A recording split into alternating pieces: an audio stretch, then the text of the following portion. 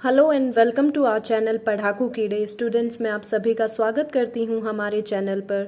अगर आप हमारे चैनल पर पहली बार विजिट कर रहे हैं तो मैं आपको बता दूं कि इस चैनल में हम अभी तक मैथ्स और साइंस डिस्कस कर रहे हैं। इसके अलावा होपफुली नियर फ्यूचर में आपको दूसरे सब्जेक्ट के वीडियोज़ भी देखने को मिले। अगर आप किसी और क्लास के लर्नर हैं या फिर आप किसी और टॉपिक या किसी और सब्जेक्ट पर वीडियोज़ चाहते हैं तो आप मुझे कमेंट सेक्शन में ज़रूर बताइए। And yes, please subscribe to the channel and press the bell icon ताकि आगे आने वाले वीडियोस के सारे नोटिफिकेशंस आपको टाइम टू टाइम मिलते रहें। ऑल्सो अगर ये वीडियोस आपको लर्निंग में हेल्प कर रहे हैं तो please like the videos and please do share these videos with other learners as well. So आपके अपने चैनल पढ़ाकू कीड़े में आज हम इस वीडियो में डिस्कस करेंगे chapter from our science of class 9th, जो कि है why do we fall ill.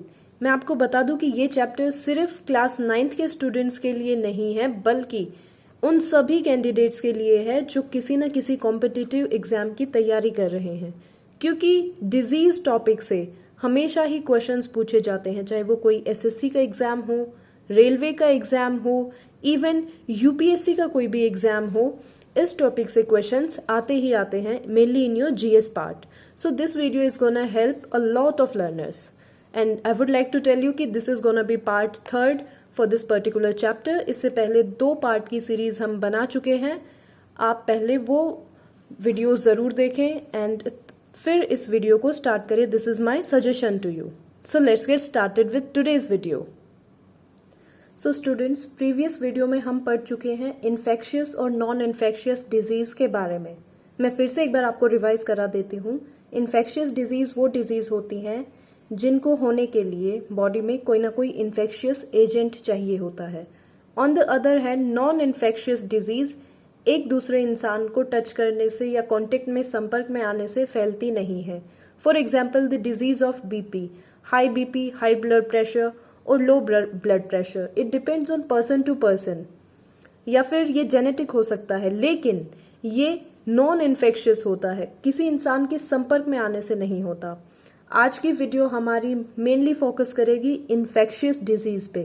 Infectious disease और उससे होने वाले कारण, यानी कि इन्फेक्शियस डिजीज किस कारण से होती हैं? इन्फेक्शियस एजेंट से। इन्फेक्शियस एजेंट्स बहुत सारे होते हैं। For example, we have virus, we have fungi, protozoa, कुछ वर्म्स यानी कीड़े, या फिर हमारे पास बैक्टीरिया है। ये वो सभी माइक्रोब्स हैं जो कि इन्फेक्शियस एजेंट्स का काम करते हैं। All these are known as microbes, यानी कि माइक्रोस्कोपिक ऑर्गेनिजम्स होते हैं ये सब। Virus, fungi, protozoa, worms, bacteria, all these are microbes. It means microscopic organisms. इनको नेकेड आई से नहीं देख सकते, हाँ, लेकिन माइक्रोस्कोप से इनको देखा जा सकता है।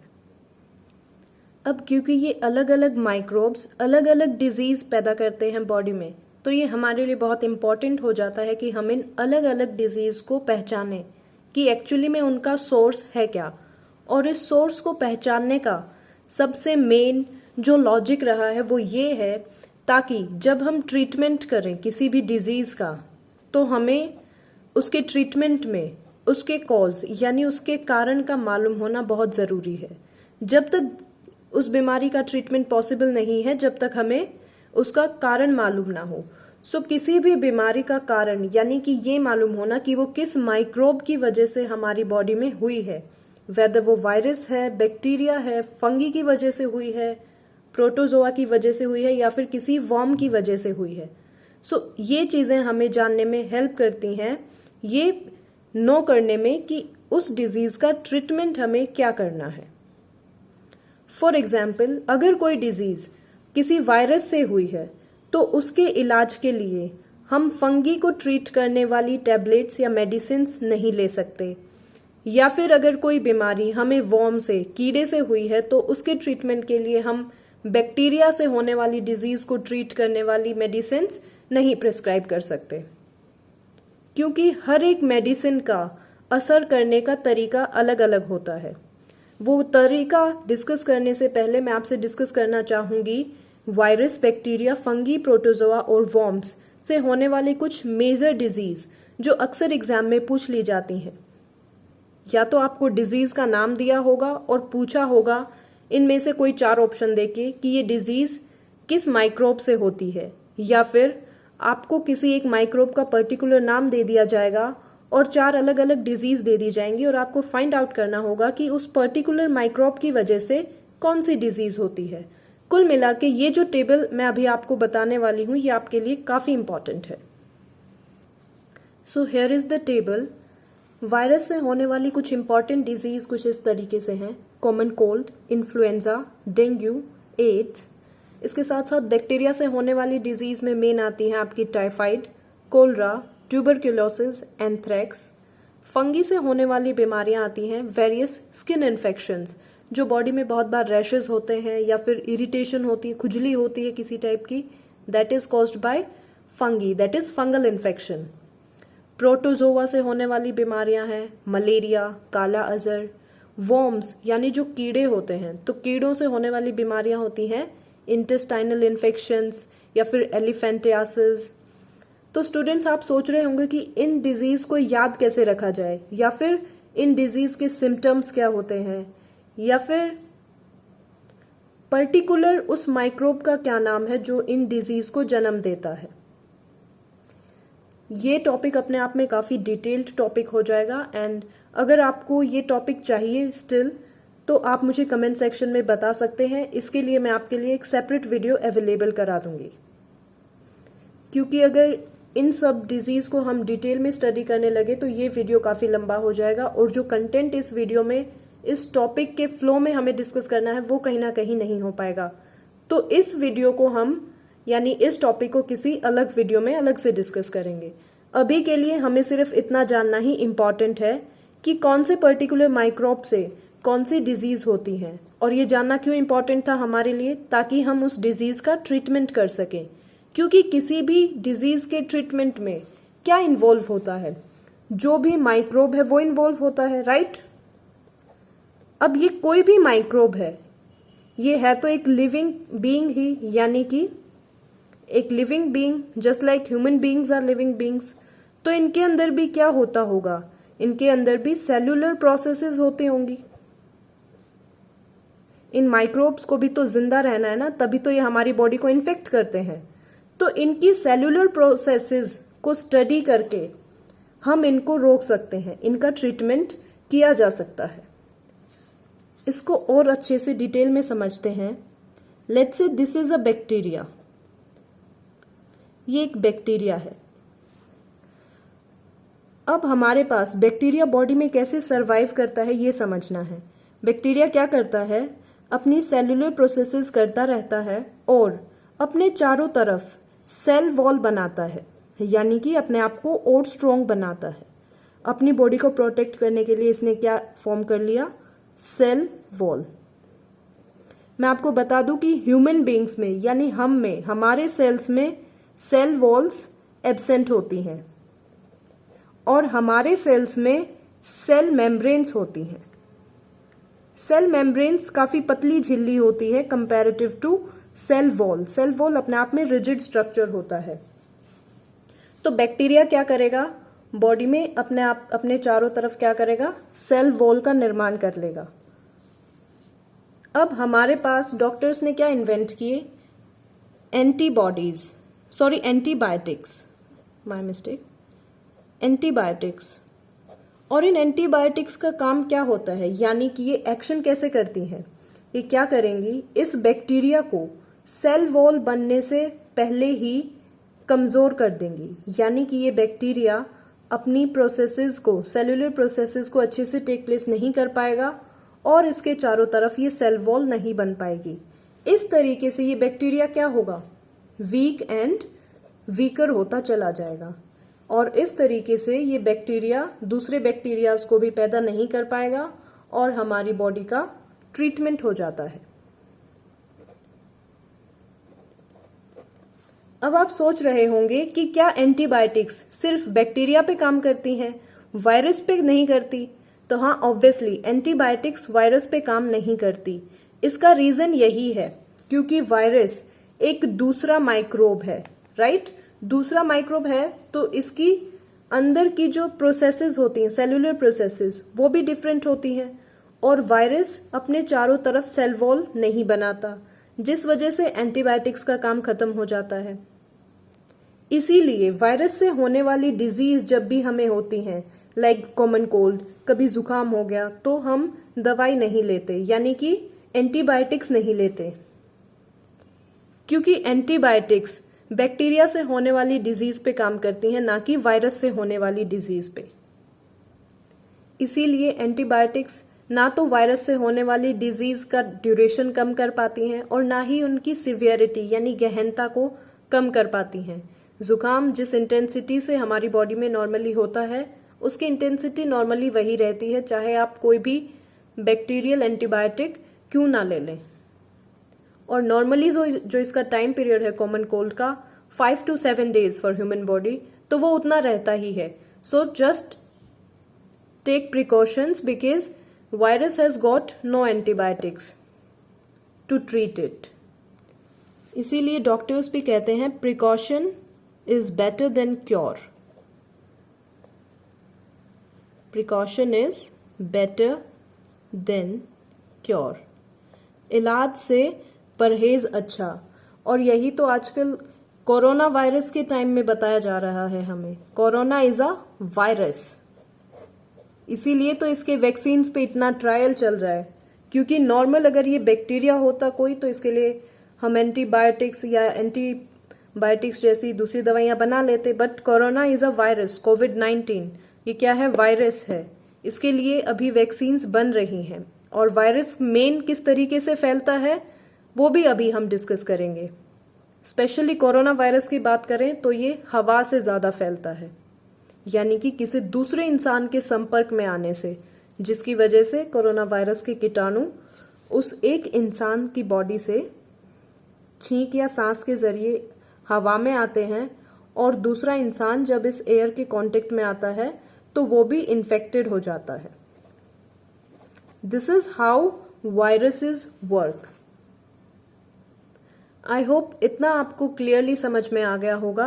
अब हम देखेंगे मीन्स ऑफ स्प्रेड, यानी कि डिजीज, बीमारियों के या माइक्रोब्स के फैलने के अलग अलग तरीके, अलग अलग जरिए क्या हैं, ताकि हम उनको पहचान सकें और उनको थोड़ा सा अवॉइड कर सकें जितना हो सके, और अपने आप को और अपने आसपास के लोगों को हेल्दी रख सकें। सो इस सेक्शन में हम पढ़ेंगे कि बीमारियां यानी कि डिजीज या फिर डिफरेंट माइक्रोब्स जिनकी वजह से डिजीज होती हैं, वो किस जरिए से फैलते हैं, उनके मेनली फैलने के कारण क्या है, उनके माध्यम क्या है, मीडियम क्या है, that is important to know. So बीमारियां मेनली 3 तरीके से फैलती हैं, जिसमें पहला है एयर, दूसरा है वाटर और तीसरा है अदर एनिमल्स, यानी हवा के जरिए, पानी के जरिए और कुछ दूसरे एनिमल्स हैं जिनके जरिए हमारी बीमारियां फैलती हैं। अब देखते हैं हवा के जरिए बीमारियां या फिर माइक्रोब्स कैसे फैलते हैं। बहुत ही सिंपल सा एग्जाम्पल, कोई एक इंसान अगर इन्फेक्टेड है, सपोज किसी वायरल बीमारी से वो इन्फेक्टेड है, कॉमन कोल्ड है, खांसी है, जुकाम है, तो क्या करेगा? उसकी छींक या फिर उसकी नोजी जो है वो हवा में मिक्स होगी, एयर के मॉलिक्यूल्स में मिक्स होगी, राइट? अब ये इंसान तो हो सकता है यहाँ से चला गया हो, लेकिन हवा में अभी भी इस वायरस के कण हैं, और कोई दूसरा इंसान जब इनडायरेक्टली इस इंसान के संपर्क में आए, ये इनडायरेक्टली संपर्क इसको बोलते हैं कि डायरेक्ट ये दूसरा इंसान इस पहले इंसान से नहीं मिला, लेकिन इसके थ्रू जो एयर में कंटेमिनेशन हुआ उसके कांटेक्ट में ये इंसान आ गया, तो ये क्या हुआ? ये भी इन्फेक्टेड हो गया सेम डिजीज से। So this is the spread, this is the communication of disease through air, हवा के जरिए बीमारी का फैलना। इसके हमारे पास एग्जाम्पल्स हैं। सबसे मेन इंपॉर्टेंट एग्जाम्पल, सबसे relatable example in today's date, कोविड-19। ये क्या है? कोरोना वायरस है। और ये इसी तरीके से फैल रहा है। इसीलिए सरकार की सबसे मेजर गाइडलाइंस में ये लाइन है कि 2 गज दूरी, मास्क है ज़रूरी।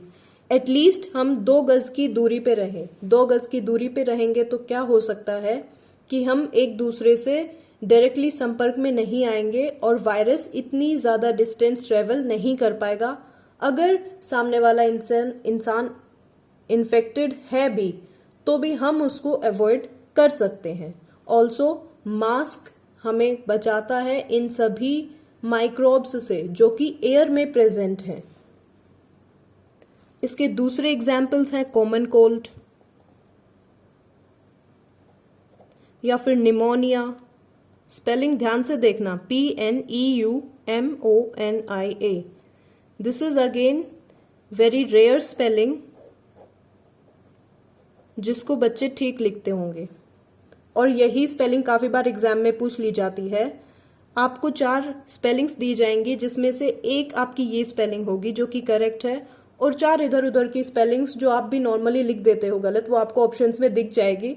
और आपको लेकिन टिक यही करके आना है because this is the correct one, right. So next disease जो इस तरीके से फैलती है through air is tuberculosis. TB जिसे हम बोलते हैं। This is also spreading through air, हवा के जरिए। अब हम देखते हैं कि बीमारियां पानी के जरिए कैसे फैलती हैं। सबसे पहला एग्जाम्पल है कोलरा। कोलरा एक ऐसी बीमारी है जो कि पानी के जरिए फैलती है। पानी के कंटेमिनेशन से, यानी पानी के दूषित होने की वजह से ये बीमारी होती है। और ये बॉडी में एंटर कैसे करेगी? अगर पानी हमारी बॉडी में जो जा रहा है, यानी जो ड्रिंकिंग वाटर है वो कंटेमिनेटेड है, यानी कि उस पानी में ही बैक्टीरियाज प्रेजेंट है, तो वो क्या होंगे, पीने वाले की बॉडी में भी जाएंगे और उसको भी अफेक्ट करेंगे। एज अ रिजल्ट उसको बीमारियां हो जाती हैं। इसको बचाया कैसे जा सकता है, यानी इस बीमारी से बचा कैसे जा सकता है? खाने पीने की चीजों को साफ सुथरा रखें। इट मीन्स फूड आइटम्स, बासी खाना ना खाएं या फिर हमेशा गरम खाना खाएं, ताज़ा बना हुआ पका हुआ खाना खाएं, सब्जियों को फलों को धोकर के यूज़ करें। ये कुछ साधारण सी प्रिकॉशंस हैं जिनके ज़रिए हम इस बीमारी को अवॉइड कर सकते हैं। या फिर हम अपने ड्रिंकिंग वाटर को चेक करते रहें टाइम टू टाइम कि हमारे पास जो पानी की सप्लाई है वो पोर्टेबल वाटर तो है, यानी वो पीने लायक तो है, ऐसा तो नहीं कि उसके अंदर कुछ बीमारियां आ रही हैं। सो इस तरीके से ये बीमारियां पानी के थ्रू हमारे घरों तक और हमारे घरों से हम तक पहुंचती हैं। नेक्स्ट मीन्स की तरफ चलते हैं, दैट इज अदर एनिमल्स, यानी कि कुछ दूसरे एनिमल्स होंगे जिनकी वजह से एक इन्फेक्टेड पर्सन की बॉडी से जो बीमारी है वो दूसरे पर्सन जो कि हेल्दी है, और इस केस में क्या कहलाएगा, as a host, and this one is infected person. कुछ ऐसे इन्फेक्टिंग एजेंट्स होते हैं जो कि इन्फेक्टेड पर्सन की बॉडी पर आएंगे, बैठेंगे, चिपकेंगे और वहां से उड़ करके किसी हेल्दी पर्सन की बॉडी पे जाके उन एजेंट्स को छोड़ देंगे, यानी उन बीमारियों को, उन माइक्रोब्स को छोड़ देंगे। यानी कि माइक्रोब्स का ट्रांसफर इन्फेक्टेड पर्सन से होस्ट पर्सन पे जब किसी दूसरे एजेंट के जरिए किया जाए, that is known as by other animals. इसका बहुत ही अच्छा एग्जाम्पल है जो हमें रातों को सोने नहीं देता, मस्किटो, राइट। मच्छर जो होता है, मच्छर यही काम करता है।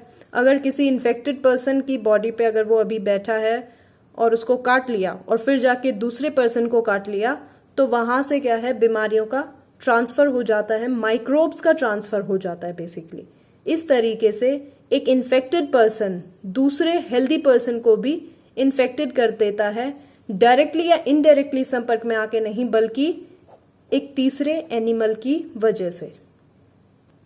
आई होप ये तीनों ही मीन्स ऑफ स्प्रेड आपको क्लियर हो गए।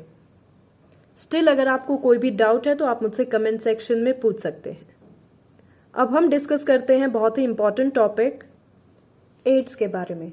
एड्स की फुल फॉर्म होती है एक्वायर्ड इम्यूनो डेफिशिएंसी सिंड्रोम। ये किस वजह से होता है? Due to HIV, human immuno virus.